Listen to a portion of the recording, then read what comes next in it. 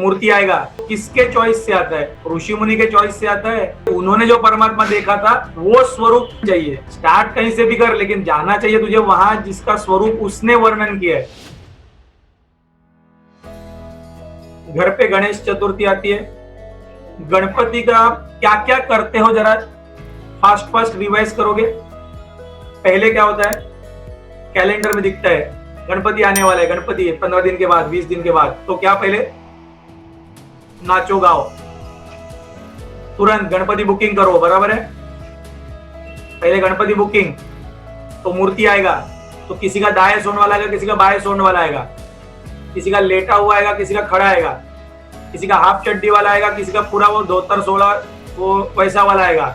है देखा है कि नहीं? हाफ पैंट वाला भी देखा है कि नहीं? गणपति कोई झब्बा कुर्ता वाला नेता का ड्रेस में आएगा, कोई सादा आएगा, कोई एकदम अमीर जैसे आएगा, कोई गरीब जैसे आएगा, कोई संत के वेश में आएगा, कोई मिलिट्री आर्मी वाला उसका बंदूक वाला उसके इसमें आएगा। अलग अलग रूप में, अलग अलग कलर में आएगा कि नहीं? और वो किसके चॉइस से आता है? ये किसके चॉइस से आता है? ऋषि मुनि के चॉइस से आता है कि वो दुकानदार के चॉइस से आता है कि आपके ऊर्जा के अनुसार आप लेते हो कि नहीं? बस इतना समझा तो भी बहुत वाले है। तो ऋषि मुनि ने कुछ इनिशियली बोला होगा, तो जिस रूप में देखना चाहता है वो देख पहले, but it should and up in what ever is the real thing. Start कहीं से भी कर, लेकिन जाना चाहिए तुझे वहां जिसका स्वरूप उसने वर्णन किया है। वैसा वाला भगवान नहीं होगा तो बदली करके कुछ मतलब ही नहीं है। तू तेरा कला दिखाने के लिए यहाँ नहीं आया, उन्होंने ऑलरेडी वो कला दिखा चुके, वो तुझे फॉलो करना है। हैव यू अंडरस्टूड क्या बताना चाहता हूँ?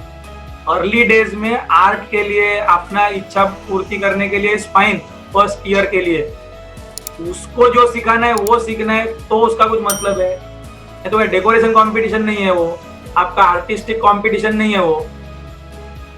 किस चीज का फंक्शन है?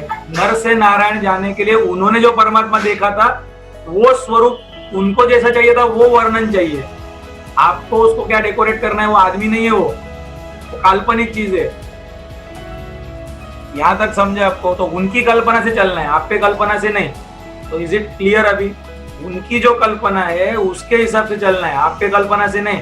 आपकी कल्पना डे 1 के लिए अच्छी है, पहले साल, सेकेंड ईयर से उनके कल्पना से आना चाहिए जो ओरिजिनल दिया है। क्योंकि एम ही अगर पता नहीं है कि मुझे नर से नारायण जाना है, निराकार की पूजा करनी है, निराकार उन्होंने देखा है, मैंने निराकार देखा ही नहीं है, तो उन्होंने जो वर्णन किया होगा वो वाला स्वरूप मुझे चाहिए, ज्ञान युक्त।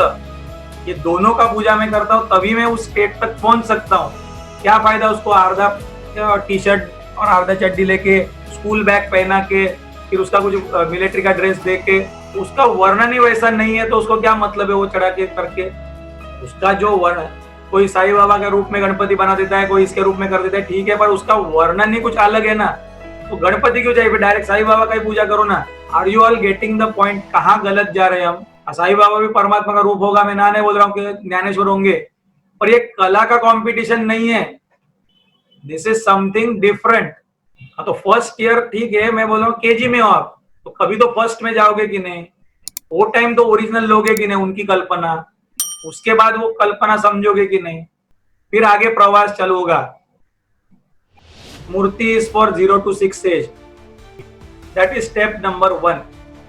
मैं झूठ नहीं बताऊंगा, जो सत्य है वही बता रहा हूँ। पांडु का मतलब है, symbolic meaning of that name itself is this. Kali का वो डेकोरेशन देखते थे क्या? Is this point clear?